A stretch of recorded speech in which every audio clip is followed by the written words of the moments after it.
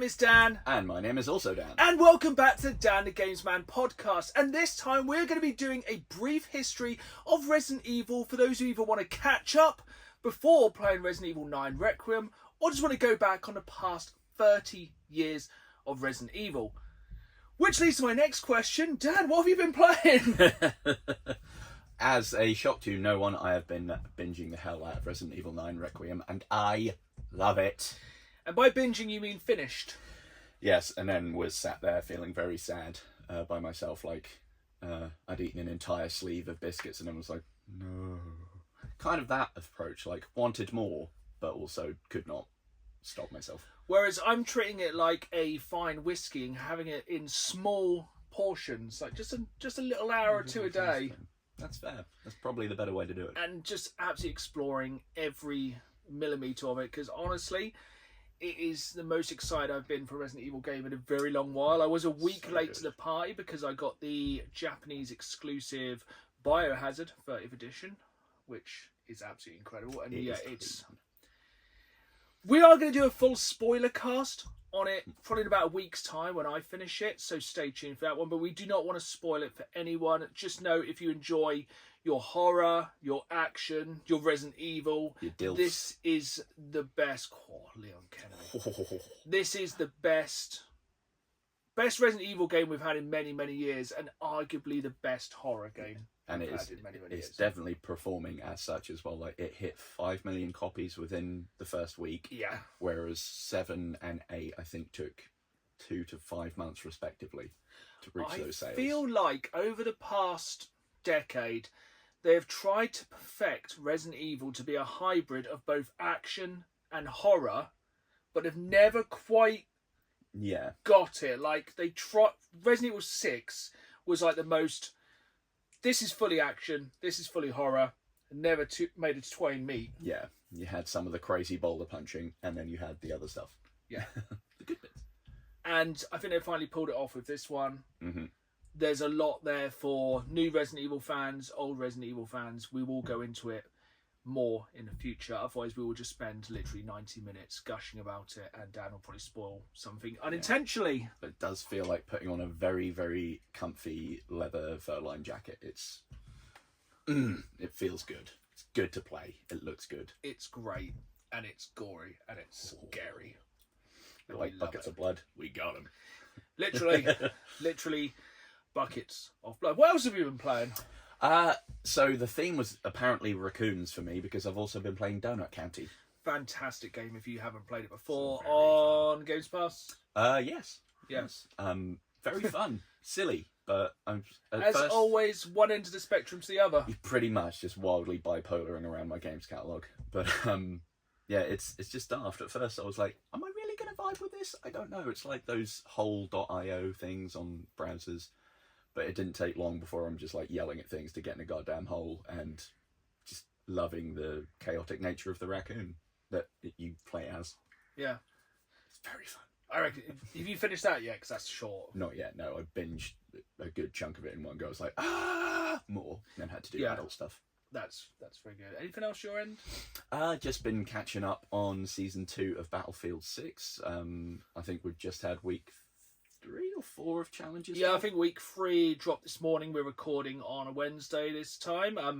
Yeah, it seems like it's very engineer heavy, the challenges this week, which suits me quite nicely. Mm-hmm. And I'm quite glad that so far I've not had a great deal like, do this in Gauntlet or Battle Royale, because I don't want to. No, I think they very much recognise the fact that everyone wants to be playing either Conquest or Breakthrough, especially on the new map at the minute, because we are so back, boys. Oh, yes. The new map is sick, and we have another new map dropping next week. Next week, I believe it is, yeah. And also Night Ops, which is going to be sick. So we'll definitely be talking about that more on the next podcast, because I'm very excited for that. Does mean anyone that has a torch on to help with the bullet spread is going to be just... It's going to be worse. Anyone who has the infrared scopes, because I've been playing one of them on my engineer, and they are OP as all hell. Yeah, I want me one of them. I just like having it on when you got the turrets and whatnot, and you're like, no, I can see you, go away. Yeah, they're absolutely fantastic. Yeah, I've been just loving it so far. So much far that actually, Saturday night, I'd played a couple of rounds and I was getting my absolute ass handed to me, and I was like, do you know what? I can't be dealing with this tonight. I'm going to finish the campaign. Ah, and how was? Honestly, I was kind of pleasantly surprised how good, or should I say, how much like a solid 7 out of 10 the Battlefield 6 campaign is.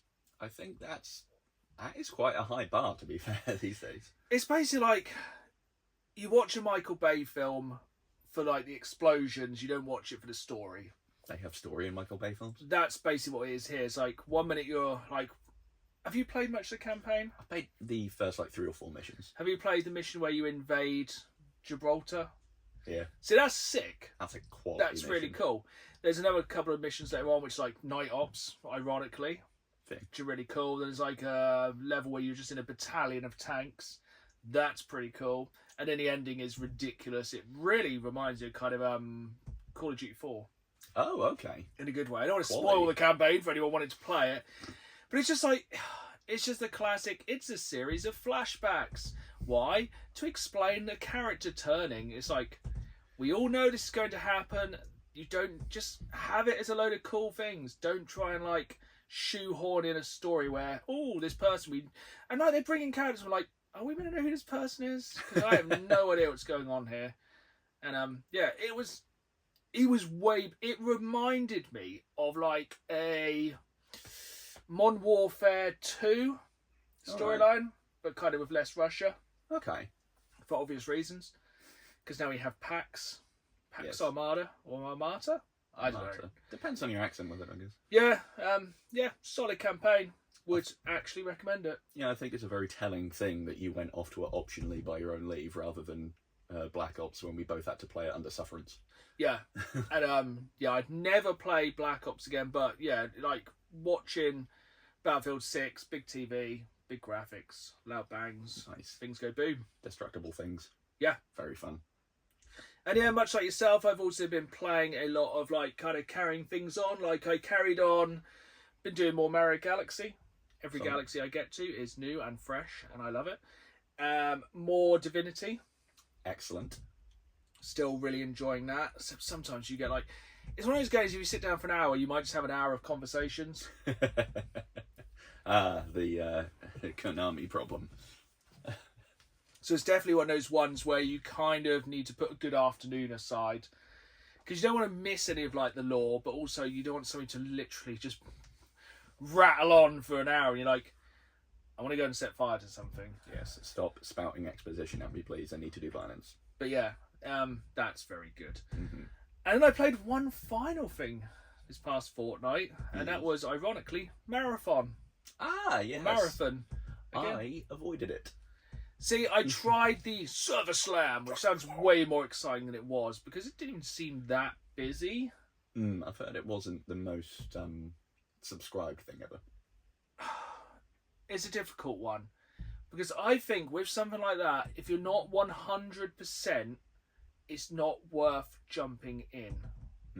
I quite like some of the mechanics, but the menus for like... Basically, the idea is you are dropping in to get better equipment to upgrade. Okay. But it feels like the kind of upgrade and the weapons kind of modding is really obtuse. Love that. And like the menus are clunky, and the menus remind me of like Fallout 1 and 2 and like Baldur's Gate 1 and 2. Like just a grid of just stuff. No. And woe betide you become over encumbered in that game because you walk like you have broke both your legs and then had them tied together. Perfect. And like, which when you're under time pressure to get out of somewhere. Yes. Don't want that. But like, because you have the same extraction thing. Obviously, it's an extraction shooter for those who don't know. Teams of 5, teams of 3. I think it is, except no one worked together at all. You can wander into other teams and there might be fights, but no one I saw really had a fight. And it seems like you can put 90% of the enemies, including other players, you can put down really easy. Okay. And then like when you're extracting, they send in like the Terminator, which you like. I think I put like 3 clips into one of their heads and they didn't go down. I was like, I know this is from Bungie, like the kind of Halo logic of it takes a couple of clips to kill something, but it wasn't that fun. And also, sounds stupid, but you take ages to bleed out. Oh yeah. I suppose if there's no one around to revive you, you're like, for God's sake, just got to sit here and die. And like, you know, when you look forward to Extraction on Helldivers, you know it's gonna be like a massive epic thing. Cinematic. Extraction at this is just like twiddling your thumbs a little bit, because there's a chance you might not even have anything try and stop you. Or some, because this one time, like, you got the Terminator drop and they were like indestructible. The next time you get like 3 grunts, you're like bang, bang, bang. Cool, I'll just stand here for 30 seconds. I'll just wait for a bus. Yeah, it's like literally like waiting for a bus, like you said. Yeah, I think in a world where some of these kind of live service games aren't lasting very long, Spoilers. not really looking to invest the time nor the money, considering it's a £35 digital only game. Yeah. So I'm not against the idea of an extraction shooter. I like them. We love them. Helldivers, Arc Raiders, love it. But just looking at it hurts my eyes. Can you remember that terrible cartoon Reboot? Yes. Reminds me of that. I get that's the visual style they're going for, and like I'm not criticizing that in and of itself, but for me it's just like, no, don't. See, on the flip side, I actually quite liked it. Okay. I like the kind of Parasite Eve system shot kind of background. Yeah. And kind of like neon cyberpunk. I quite like it, but also it does half prattle on between missions. Once again, it tries to shoehorn in a mission. It's like, I don't care. I just want a new gun skin or a new gun or like a silencer or a scope or something. The gameplay will not change. Do not try and give this story. I'm here to kill things. But then, like, I played it like on a Saturday morning, and then Saturday afternoon I was going, I quite fancy jumping into that. Fair enough. But kind of going straight into the news, it's very hard to decide to jump onto a live service game at the moment, because, you know, a lot of people are still playing Helldivers 2. Very true. A lot of people are playing Arc Raiders. But not enough people were playing Highguard. No. And as of time of record, no, my date isn't on there. Yep, the servers for Highguard are being permanently shut down tomorrow, so March 12th. So it'll be gone by the time you hear this. So, too late. So, launched on January 26th. I know the numbers of this if you don't know. Yeah, I want to say January 26th. It's 45 days it lasted. Nice. Which is 2.2 Concords, I think. But it was, correct me if I'm wrong, a free-to-play game. It was, which kind of makes it worse, in a way. The kind of thing I don't understand is the best thing to do, because it hasn't had the greatest launch of all time, just to bin the entire thing off and give up? Arguably, no. Like, I'm going to go on some other news, like, because this links quite well. The Division 2 is now at its highest player count of all time. A game that dropped in 2017? Well over... No, I think it's over a decade. Ooh. I think it's over a decade. Goosh. Regardless, it's many, many years since Division 2 dropped, and it somehow now has its highest player base. Yes, that was a paid game, which you can now pick up for like £1 or $2. Yeah. But that's a game that Ubisoft have somehow brought back from the brink. Very much like kind of when Cyberpunk 2077 first came out. It was very broken. Now it's very good. It's like... But the problem is, was the core mechanic in Highguard just garbage to begin with? See, I didn't touch it because I looked at it and went, ha ha ha. But all accounts were that it had semi-decent amounts of players. People that played it liked it. It had one main mode that was kind of propping it up, which isn't good. But to your point, I think just seeing it didn't hit metrics and going, nah, maybe it wasn't the right play. Because I think Tencent were a sort of secret backer and then they pulled out. But to see that there wasn't any sort of anything paving the way financially for them to get a leg up and see, maybe if it was just like a 6-month probation or something, to just go like, no, and in the bin with it. A bit weird. So a lot of the rumours floating around the internet, not that we listen to rumours, are that it's being written off as a tax write-off. So glorious. But again, it just sucks for the people who've made that game. You got to think that probably took them many years to make. And you know, it's like anything. Like, say we made a podcast and then we just don't release it. Yeah, it's like, cool, we've just wasted our time. Or like, say if you're an artist and you paint like this incredible picture and then you just burn it at the end. And it kind of, like, I get that as a free to play, they're already going to be on the back foot, but at the same time, it's a free to play. The barrier to entry is so much lower. Maybe give it a bit more time. They'd already halved the team working on it because of how it was doing. I think the problem is there's basically, if you're going to jump into a live service game, like Overwatch, because it's not called Overwatch 2 anymore, is made a bit of a comeback as well. Marvel Rivals is supposed to be very good, but I do not have the time, the energy, nor I don't really want to invest in any of these kind of online games, you know.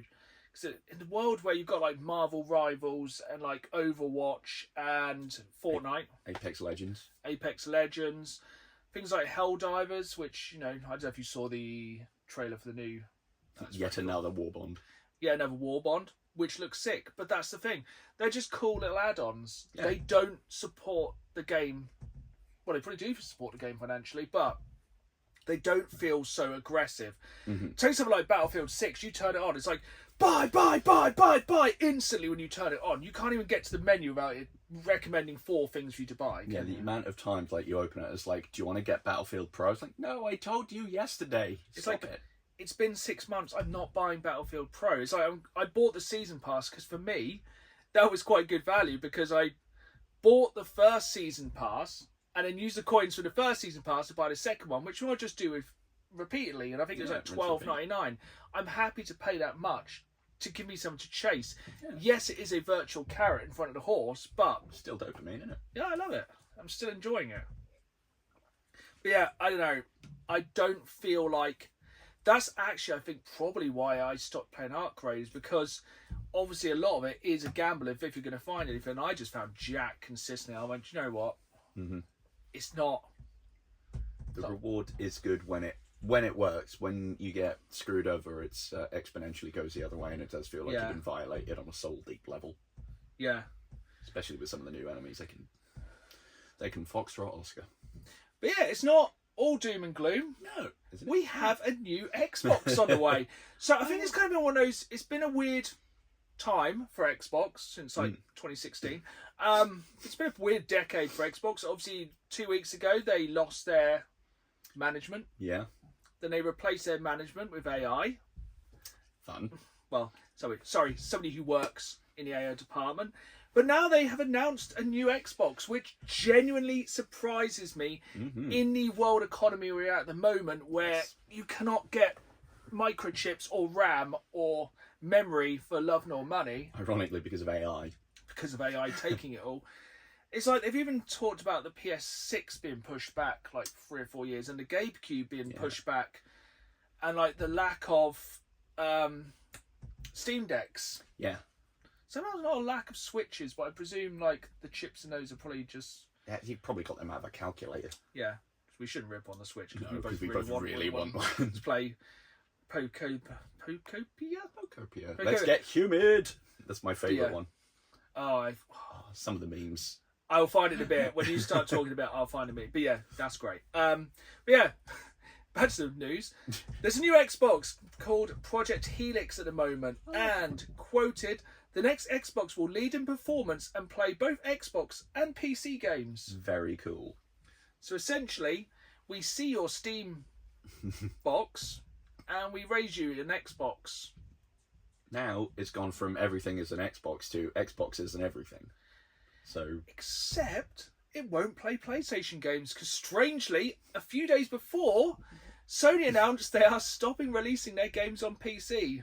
Which kind of screams corporate espionage to me. And it's very peculiar because it just seemed like we were getting such a subtle sort of armistice with things, you know, games going across to different systems. Now it's just like, oh, no. Yeah, I think a few months ago we were like, yeah, console wars are over. And it's like, oh, okay, the first shots are being fired. Yeah, now it's like a Cold War of consoles.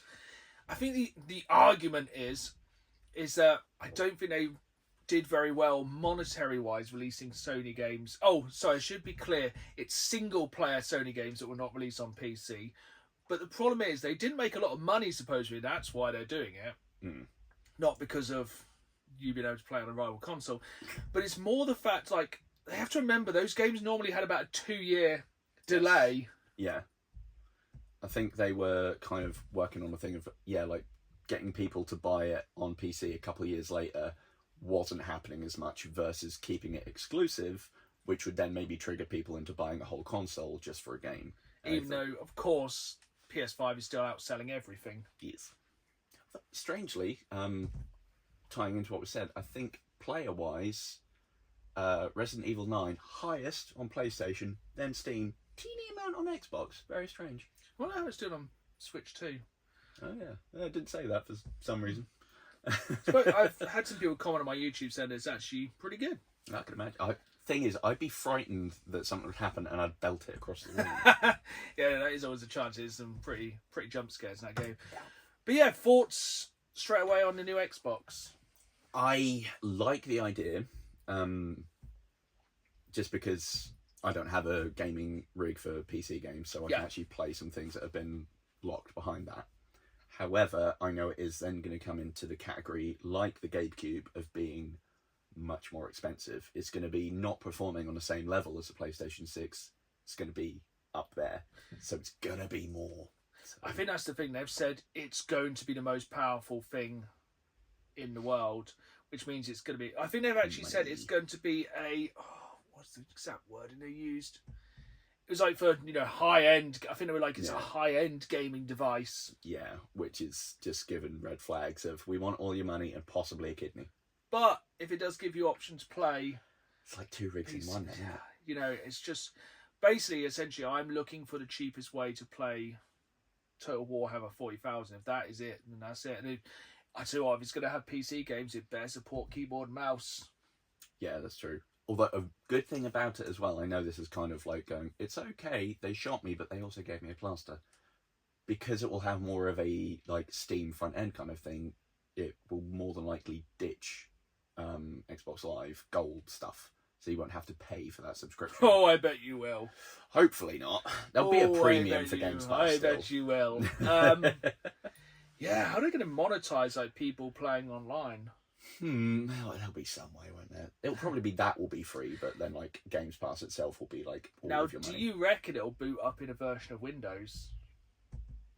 I think it has been touted that there will be like a Windows front end to it.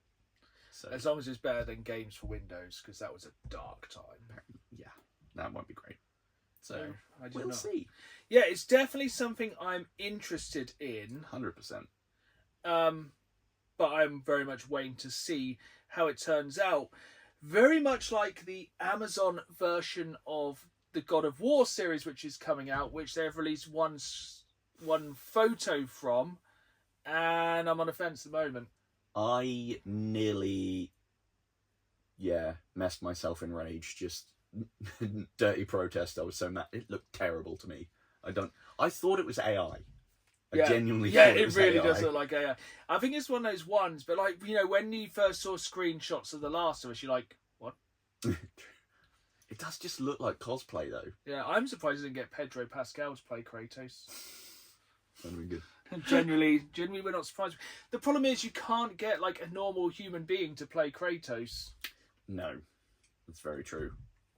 I reckon if you could find like another wrestler that isn't John Cena that can act, that'd be pretty great, because then you can have a big hulking nutcase. But I should have got Triple H to do it, but I should have got Triple H to do it like 20 years ago.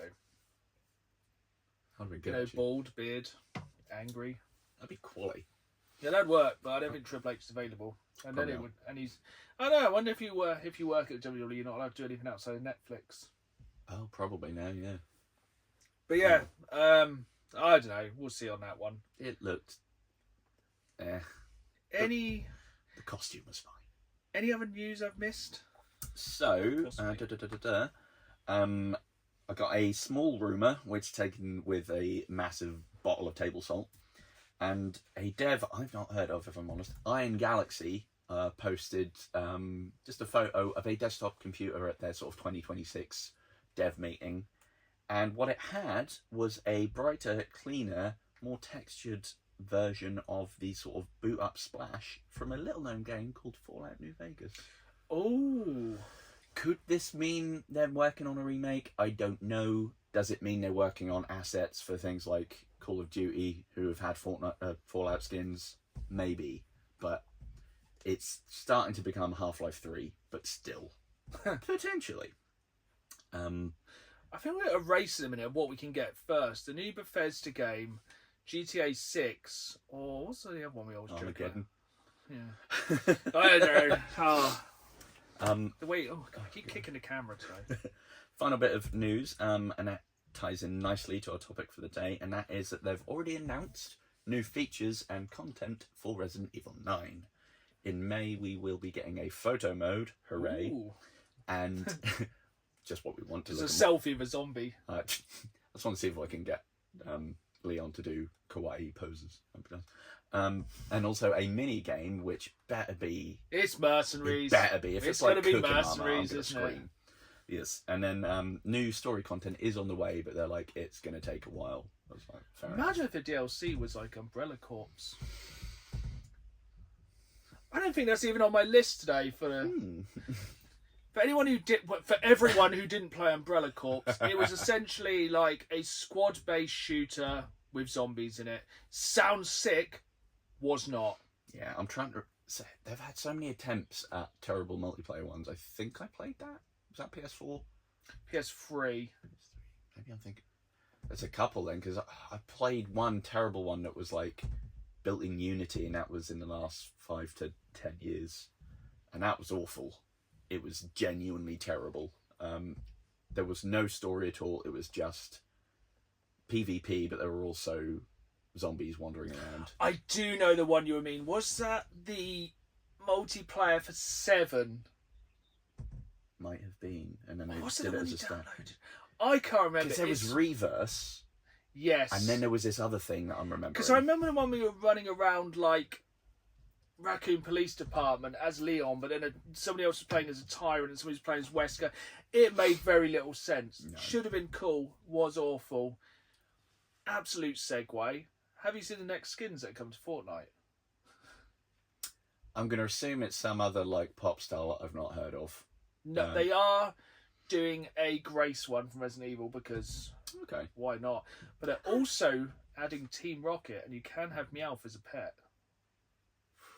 I hope if you get downed as them, you do end up just blasting off. Otherwise, 0 out of 10. Yeah. Maybe one day. I reckon if you could play as Macho Man Randy Savage in Fortnite, that's probably my limit. Yeah. That's when I'd jump on. We're in March. We are somehow in March. Are you prepared for March? I'm prepared to not see sun as of the 19th. In case you guys didn't know, I'm very excited about Crimson Desert. Which I'm sure we'll get to talk about on the next podcast, because I think we both thought, Resident Evil would keep us busy for a while. It's kept me busy for a while because I was a week behind, but we were like, have you pre-ordered Crimson Desert? Not yet, probably because I can't be bothered to get a physical. I know that's blasphemy, but I will probably just get the digital on the day. I'm waiting for a review because I've only heard one thing recently in the past few days, and that's it's not running as expected on the PlayStation 5 compared to the PC version, which is not even remotely surprising considering it looks like the second coming of Christ. Yes, and no, I'm not going to make that joke. But yeah, I did see a thing like massive range of performance, like going from Series S up to PC and then everything in between. Like some of them only running at about 720p. But I mean, I don't know if I care. I think because it's going to have like 3 performance settings on like PS5 or Series X, and I think even if it looks a little bit janky, it's the content in there I think will keep me amused. See, I'm very tempted by it, but then like I also saw trailers of people playing WWE 2K26. And, every year I'm like, I'm not getting a new 2K because it's just the same as last year. But it's not, because they've added ragdoll physics and it looks hilarious. And yes, you can, powerbomb somebody off the top of a building through tables. I'm like, it looks good. And people are, flying around. It looks so stupid, but I'm like, it does look fun. I want to just drop kick someone so they fly over the ropes and just into the distance. Looks great fun. Like human fall flat. I've heard it's pretty predatory again with its monetization, but EA. But it's actually, I was referring to March. Now, are we doing March Madness today? We are. Then I would let you set up the beginning of March Madness. So for anyone who wasn't listening to the podcast last March, and this went on for a good few months, explain March Madness. So I have a couple of random picker wheels here.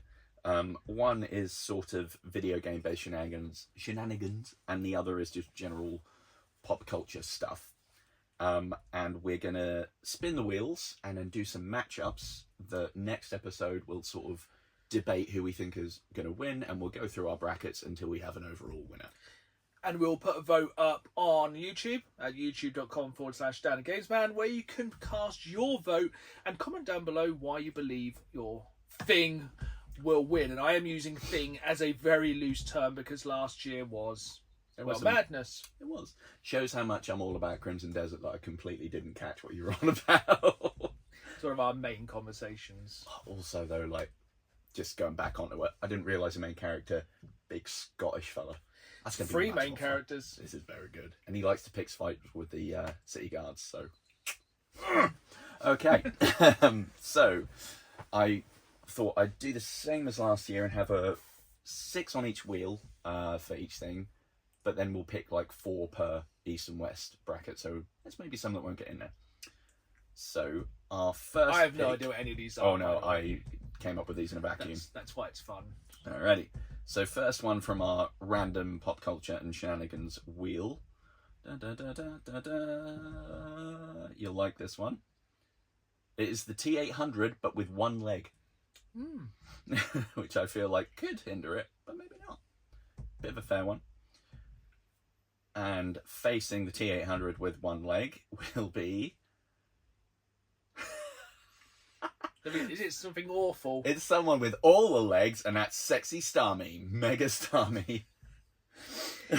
That's the kind of level we're going to be at with March Madness. Still annoyed I didn't buy that card at the weekend. Ah, that's a good one. That will come round. Sexy Patrick Star. Big Patrick. Mega Patrick. Okie dokie. And back to our other wheel. Dun dun dun dun. I really need... What I'll do, I'll put some music on the edit for this. Yeah.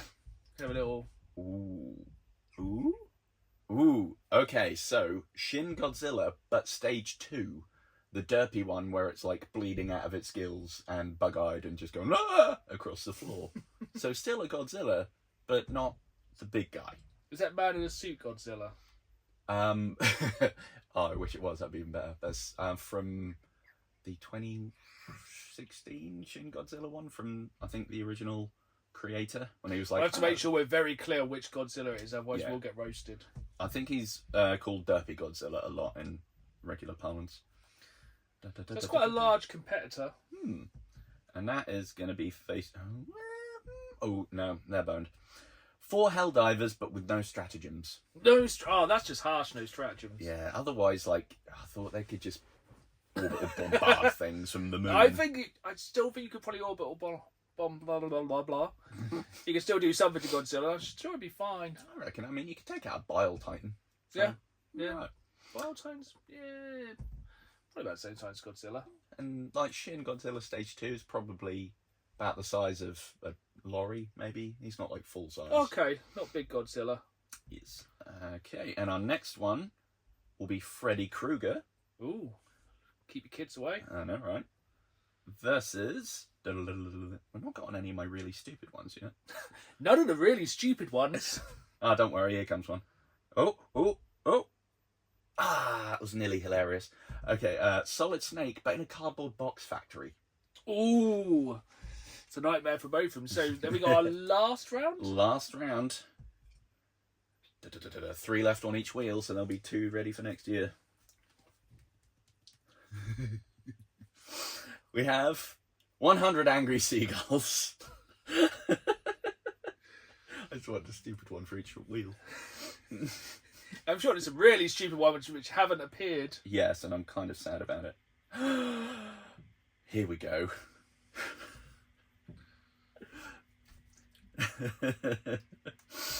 Attorney General Pam Bondi, but with the T-virus. Well, there's a matchup made in hell. So yeah, we will be putting up the first round vote on YouTube probably a day or two after this drops, so make sure you head there and cast your vote. But more importantly, leave your reasoning why. Yes. We don't want everyone just to make snap decisions. We need some real input on these important and then battles. We'll take your input and each of us will pick a side and argue each fight. And if you're interested, the ones not used on the game side were 3 Arc Rocketeers, which would have been just God mode.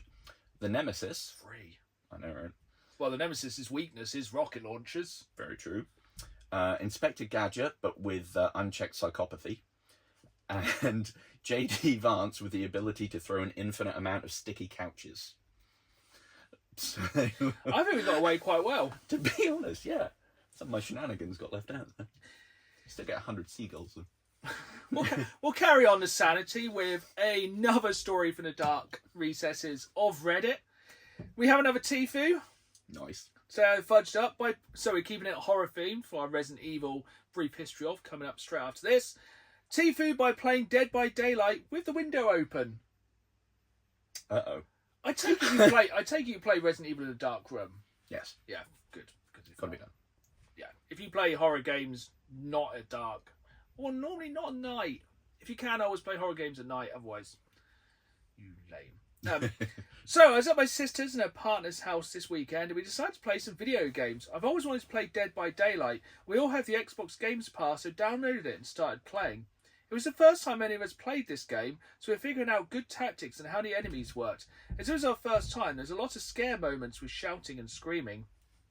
30 minutes into the session, the door knocks. This is how the conversation went.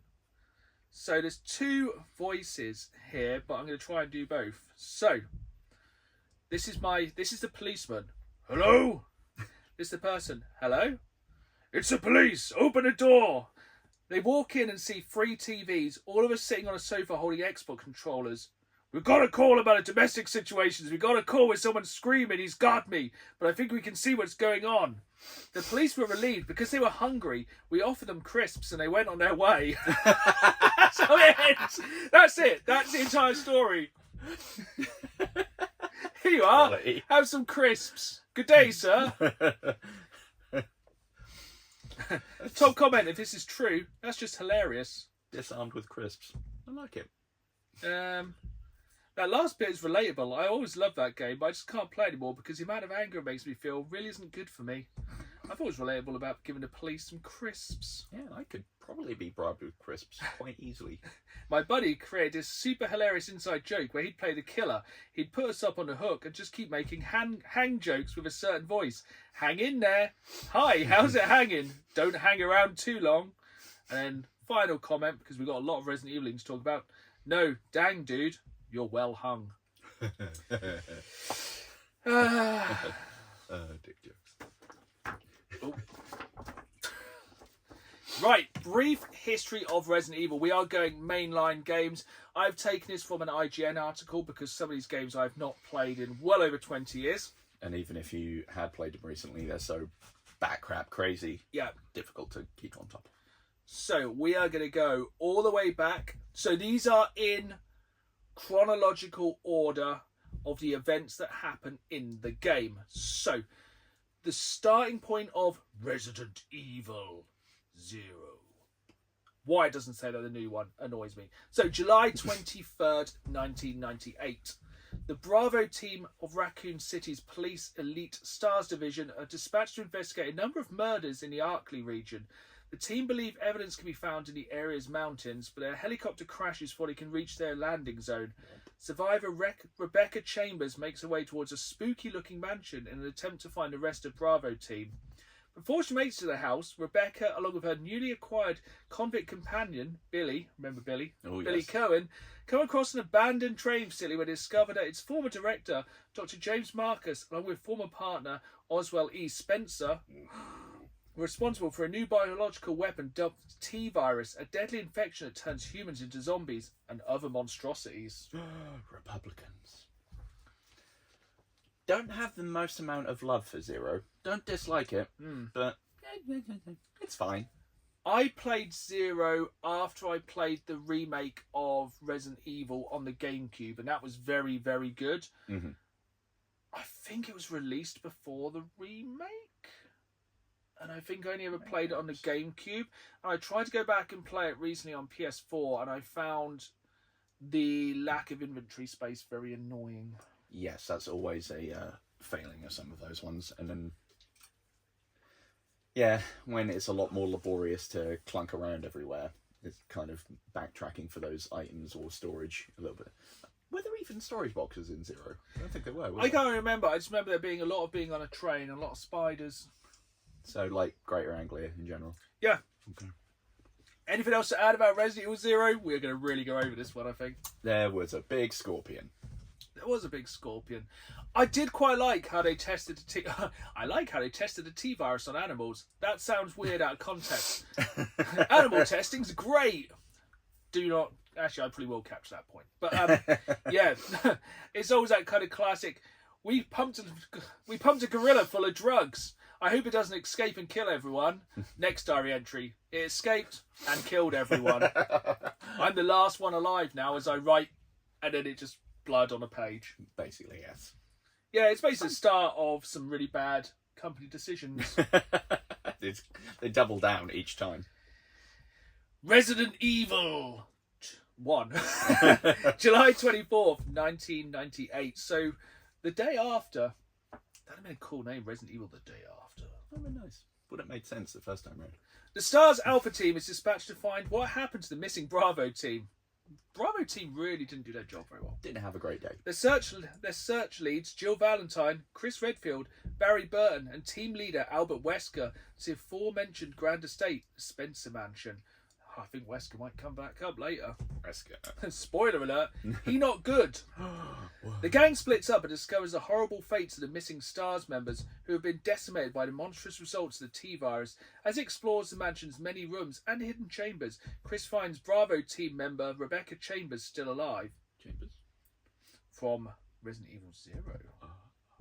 Jill and Chris eventually discover that the Umbrella Corporation, a pharmaceutical company with shady business practices, narrow that down, understatement of the year, is behind the illegal experiments that lead to undead horrors and the odd oversized animal roaming the mansion's halls. Eventually, when they reach a sinister laboratory hidden beneath the house, the duo discover that Wesker is not actually a loyal STARS operative, but a traitor who works for Umbrella. Wesker infects himself with a strain of the T-virus as part of an elaborate plan that involves releasing a new biological superweapon, the Tyrant, from containment.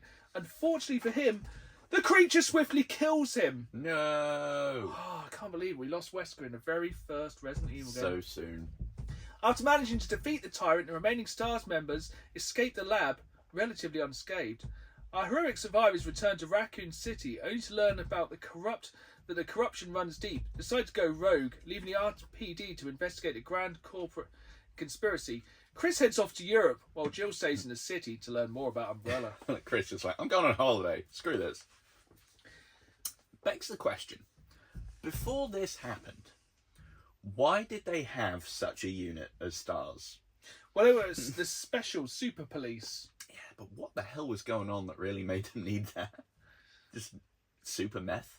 I wonder if there is like just a... Well, I suppose like we have like disease control and stuff like that. They're just probably not as intense as STARS, who, to be honest, seem a little bit under-equipped for most situations, considering Chris normally goes in with a handgun and about 12 bullets and a knife. Also makes you wonder, how is Rebecca even in the squad? She's 18. She's going to need a couple of years of training. Right, we're going to send in someone to go ahead and scout. Yeah, we'll just send in... Same... Spoiler alerts, Resident Evil 2 coming up. Leon's just the first day of his job. And he turns up late because he's hungover. He turns up late and goes, I think I've missed something here. And the entire city's gone to hell. They didn't do this in training. Yeah. I think one of the main things with Resident Evil is you can't read into it too much. No.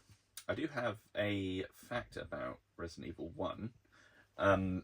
First off, it's kind of not an homage as such, but they were going to try and remake one of their games from 1989 called Sweet Home and decided, we're just going to make this into an entirely new IP. Which was first released on the NES. Yes. And only in Japan. Yeah, because they didn't think there would be much love for an RPG outside of Japan. Oh, how wrong they were. And also, the Sega Saturn port presumably in an attempt to please the 8 people that owned a Sega Saturn. There was a unique tyrant enemy, a gold one, a unique enemy that was a reskinned hunter, and also you could find a zombified version of Wesker in one of the minigame modes. I did not know that. I will have to go back and replay that version. Yes, and canonically you'll see why a zombified version of Wesker is not quite going to sit well. Yeah, so this obviously goes off the original PS1 kind of time version of Resident Evil, because obviously we're kind of ignoring the other stuff which happens in the remake of Resident Evil, but just stick with us. So we are from July 24th, we go to Resident Evil 3 on September 28th. So lasted longer than Concord. Couple of months later. So September 1998, just a few months after the Spencer Mansion incident, and Raccoon City is overrun with zombies. Umbrella sees the outbreak. It's an opportunity to test its latest bioweapon, the experimental Nemesis, a hulking beast armed with a rocket launcher, the only weakness of these enemies, tasked with only the destruction of all the remaining STARS members. That's such a weird thing to program it with, isn't it? Sucks to be in STARS, doesn't it? Yeah. Like, you turn up, first day, the city's overrun with zombies, and there's a giant monster trying to kill you. Imagine putting that much money into R&D for 6 people. Yeah. We're going to take out these guys. Just leave them.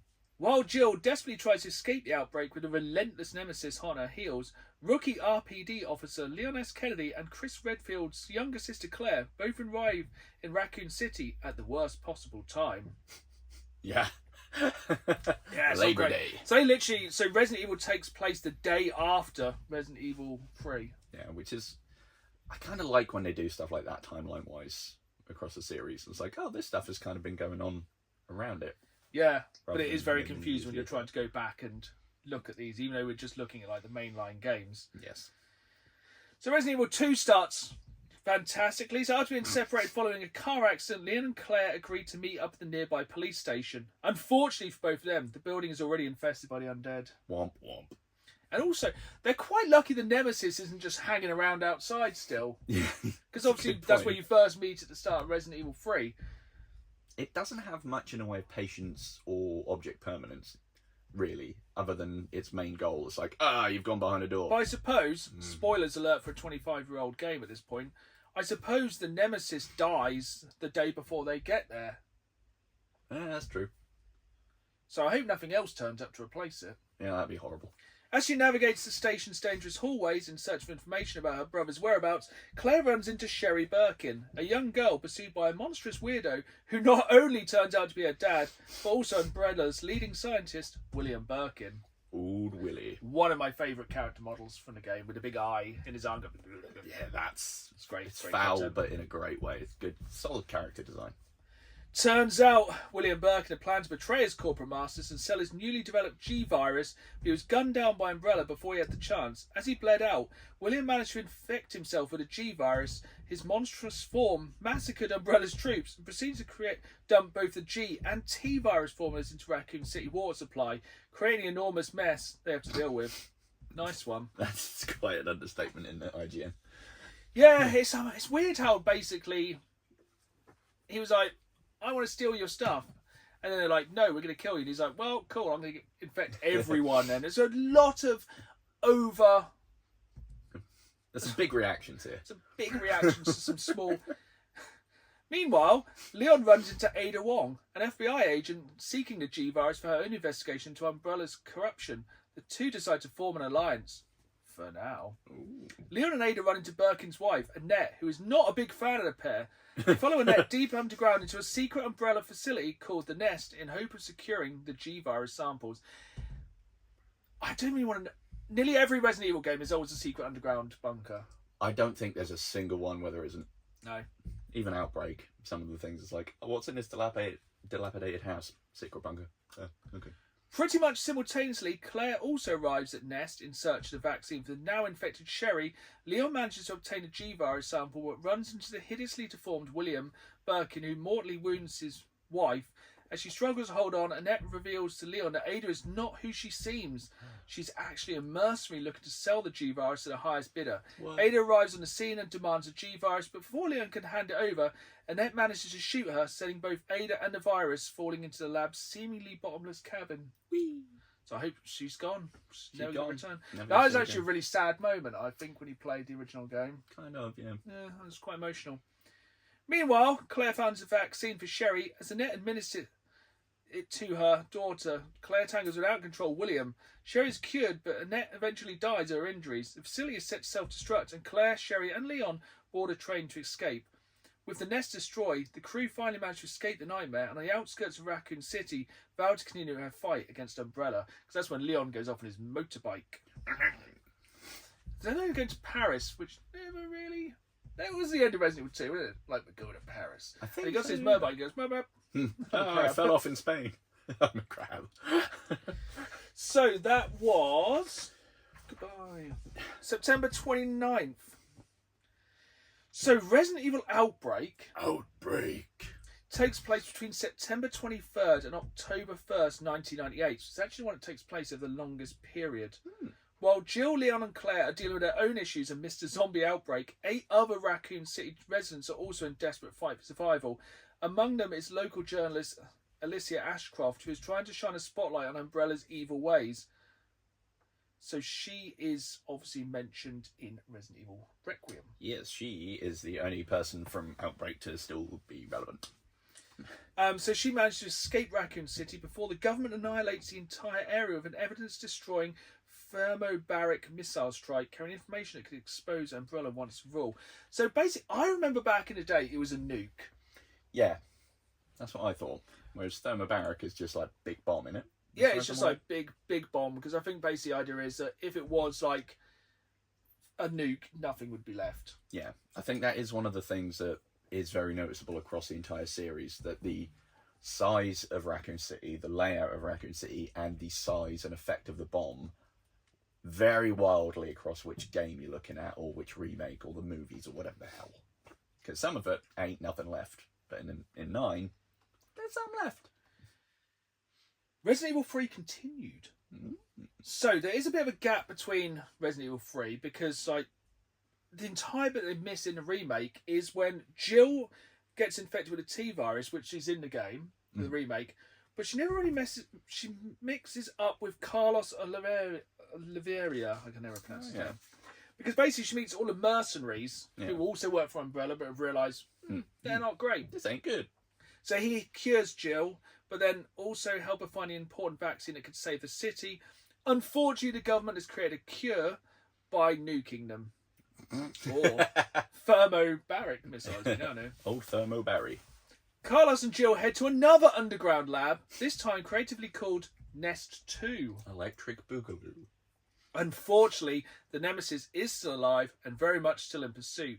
Jill and Carlos manage to take out the abomination once for all. With a vaccine sample in hand, manage to escape the city before the missile hits. Unfortunately, Nikolai, Carlos' former colleague and secret operative, is waiting for them and manages to destroy the vaccine vial. Jill and Carlos take down Nikolai, leaving him for dead, and escape just before a government-approved thermobaric hellfire arrives to completely destroy Raccoon City for good. And, as is tradition, they vow to take down Umbrella. With a... Wait, no, which one am I thinking of? Which one do they leave on a jet? And they're like, we're going to take them down. I can't remember if that's 2 or 3. Or 1. I don't know. It might be Resident Evil Code Veronica, which takes place in December, just after Christmas. They have like a nice Christmas on the 27th, 28th of December. So 3 months after escaping from Raccoon City, Claire Redfield, still in search of her brother, attempts to raid a European Umbrella facility. Things go south and she's captured, taken to an inland island prison ruled over by Alfred Ashford, the governor of Rockfort Island. So maybe that's where she does go. True. It's one of my least played. It's actually the first one I ever played. What console did you play it on? PS2. Oh. And it was very confusing to me at the time. Yes, I can imagine. That was before I had my proper gamer head on and didn't have access to, walkthroughs. And some of the stuff on there is very obtuse. Yes. As is mandatory for Resident Evil game, An outbreak occurs. What? No. And Mr. Chaos, Claire is freed, allowing him to get to work looking for Chris and escaping the island. Unfortunately, Chris Redfield is nowhere to be found. So after much trouble, Claire tries to escape in a plane, and Ashford, who's revealed to have a split personality disorder and often believes himself to be his twin, sister Alexa, remotely takes control of the plane and crashes it into another Umbrella facility. The odds of that are just ridiculous. This time in Antarctica. Ooh. Knocked unconscious, Claire has a dream that turned out to be the plot of Resident Evil Survivor 2. Huh. Did not know that. Oh. Ashford, believing Claire to be a spy, kind of is, pursues her in quest for revenge, but after he's fatally wounded, he frees the real version of his sister, Alexa, who's been cryogenically frozen this entire time, her body riddled with a new virus called T. Veronica. Womp womp. Meanwhile, back on Rockford Island, none other than Chris Redfield shows up looking for Claire, but rather than finding his sister, he runs into his old enemy, Albert Wesker. What? He didn't die? Who's alive, super strong, and on a mission to find a T. Veronica sample.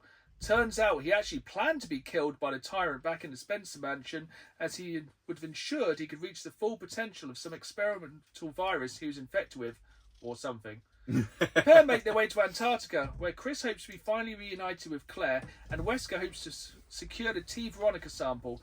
A restored, very powerful Alexa becomes the final boss of Chris's latest adventure, and everyone escapes the facility before a thermobaric warhead goes off? Yes, it self-destructs. Ah, perfect. Wesker claims a virus-infected corpse to experiment on. Chris and Claire vow to take down Umbrella. That'll be the one I'm thinking of.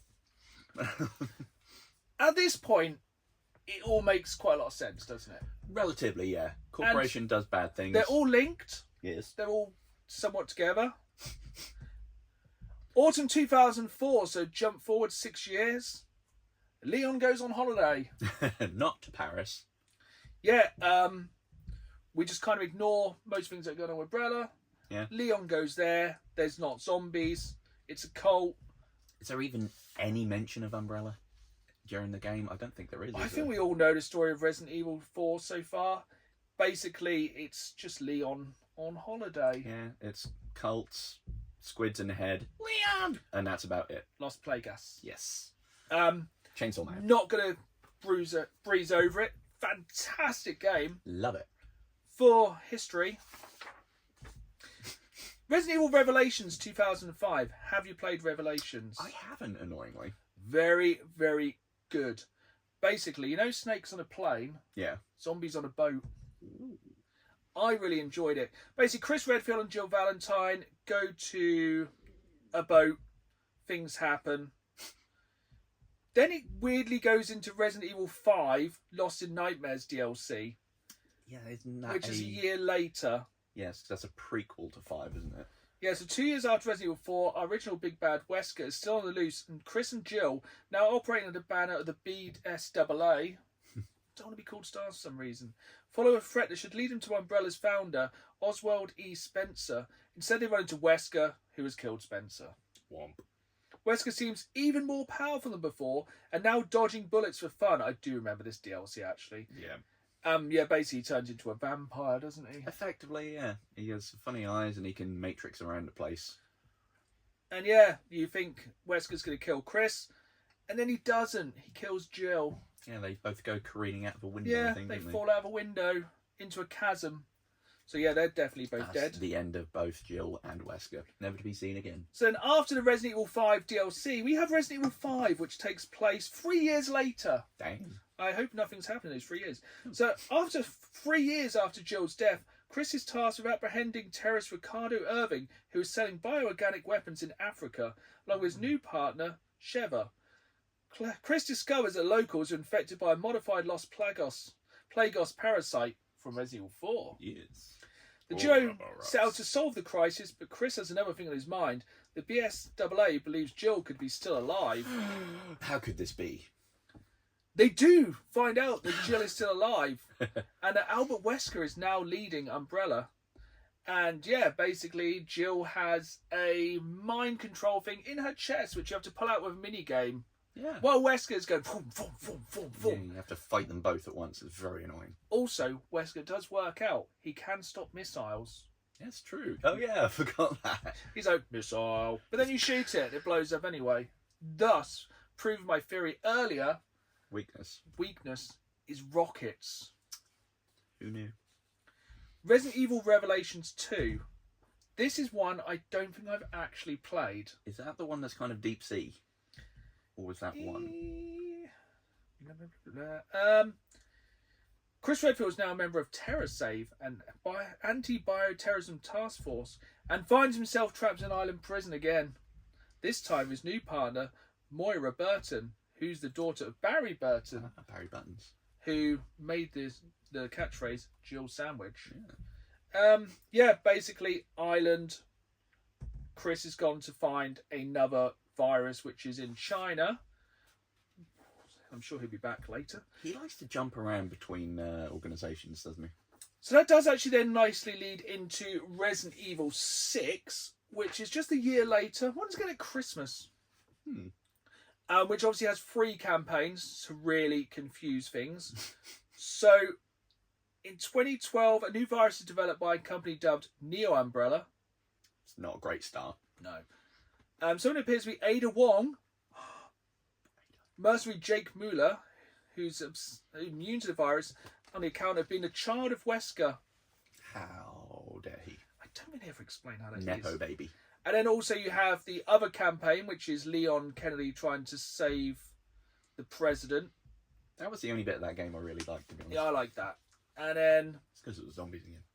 Yeah, Ada Wong is just doing some other things where she meets Chris in China where they are testing chemical weapons on people. Excellent. Which is why Chris went there. It is easily the most convoluted game. Very, very confusing. It's Resident Evil games are always a little bit higgledy-piggledy, but when you're trying to tie together 3 different strands in one game... I feel like some of the best parts in that game, Chris finds out who Jake's dad is, and then tells me killed him. but didn't, as we all know.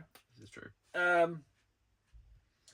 Basically a load of stuff goes on. And then, basically nothing that has gone anywhere as yet as we know. No. Since the end of 5, I don't think we've seen Wesker again, have we? No. Kind of breezed over that. I mean, that comes like chronologically later. Resident Evil 7, we have a new protagonist called Ethan Winters. Never see his face. No, I spoiler presume alert, he's he's made of mould. Mushroom boy. Storyline wise, much like Resident Evil 4, doesn't really add too much to the canon. Not greatly. Again though, fantastic game. Very strong. Does reference Resident Evil Outbreak, the only other game that does up until now. Yeah. Occasionally mentions Umbrella and how they're defunct by this point. Yeah. Then there was a DLC, not a hero DLC. Basically, Chris does some more stuff. And at this point, isn't he working for, like, Blue Umbrella or something, which is meant to be people that are going around fixing all of the problems? Yeah, because he's become, like, way more gritty and angry, hasn't he? Yeah, he seems to be smaller and is taking that out on everybody around him. He can't punch boulders anymore. Then we get to Resident Evil Village in 2021. So after 3 years after Resident Evil 7, Ethan and Mia have settled in Eastern Europe, but find out their newfound family bliss is violently interrupted by Chris Redfield, who turns up and says things are bad. And shoots Mia in the face. And kidnaps Ethan and his child because they're made of mould. Mould, baby. Yeah. Then you basically meet a vampire, kill her. Meet a doll person, kill them. Meet a fish person, kill them. Then, Call of Duty Resident Evil takes place, doesn't it, Dan? It's so mental. It's the biggest tonal lurch I've seen in something for quite a while. So, this is where we're going to end the storyline for now. Essentially, Chris Redfield turns up with a battalion of soldiers, says, "Hold up, boys. I've got this. Chris Redfield, going dark." It's mental. It's so stupid, isn't it? Like, you go from having not that much ammo on things to just, like, they've airdropped in crates and it's, like, glowing green. Yeah, It's like, come pick I up love your it. stuff. It's like, it's taken Resident Evil... What year are we at that point? It's taken them up to, like, the late 2010s to realise, right, let's not go in with 2 people with 2 pistols. Let's just send a freaking army in. Yeah, and there's a whole squad of these guys. Do they call themselves the Wolves or something? I Oh, don't know. they just turn up and they absolutely FSU. Yeah, and to the point they have airstrikes. Airstrike. Yeah, there's airstrike. It's like Helldivers mixed. It's Pretty much. ridiculous, and I'm so glad you finally got to experience it. 'Cause It was amazing. So stupid. Like, a lot of the stuff in 7 and 8 is based around sort of the Meta-Me site, this massive mold thing, which when you look at it is just an enormous fetus. And he's like, what I'm going to do is strap this one grenade to a knife and chuck it in there, and that's going to be enough, which somehow it is. It's fantastic. It's redonkulous. And then basically DLC smash forward a bit, and Rosemary is now like Grown. 17, 18 and Yeah. has powers. So that takes us to 2037, so in the future. And then we get to Resident Evil Requiem, which is set in 2026. Yeah. So, yeah, you'll have to stay tuned for the next episode, which will hopefully be a spoiler cast of Resident Evil 9 Requiem. And hopefully it will tie a few more of these loose ends together. But we are totally out of time for today. So, hope you enjoyed this episode. If you did, hit that follow button. We drop new episodes every other Friday, and you can catch me on YouTube at youtube.com/DownTheGamesMan with new videos every Saturday night at 5. So it's bonus content throughout the week and the video version exclusively of that podcast there, so you can see which flavour of monster we are drinking this time. We will be back in 2 weeks' time with a bumper episode of questions from you viewers, because we have been slack and running out of time to answer them. So for now, it is goodbye from me. And it's goodbye from me. And as always, keep playing the game. See you soon.